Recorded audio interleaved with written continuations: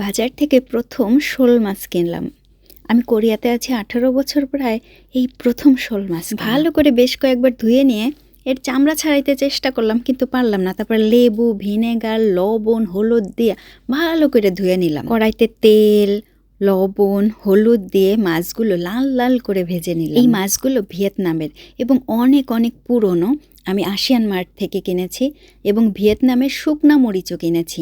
পেঁয়াজ, রসুন আর শুকনা মরিচ আমি ব্লেন্ড করে নিয়েছি। মাছগুলো ভাজা হয়ে গেছে। তেলে পেঁয়াজ কুচি দিয়ে বাটা মশলা দিয়ে বেশ কিছুক্ষণ ভালো করে নাড়িয়ে নাড়িয়ে ভেজে নিয়ে পরিমাণ মতো হলুদ দিয়ে 2 টুকরা মাছ দিয়ে আমি এটাকে ভুনা করব। মশলা দিয়ে মাছ দুটোকে ভালো করে ভুনে ভুনে মানে ভাজা ভাজা করে তারপরে পানি দিয়ে লবণ দিয়ে দিলাম স্বাদ মতো। আর আমি ওই আসিয়ান মার্ট থেকেও নিয়ে এসেছিলাম মাছলি মশলা, মাছের মশলা। সেই মশলা দিয়ে রান্না করব যাতে মাছগুলো অনেক বেশি ভালো লাগে, কারণ অনেক পুরনো মাছ তো।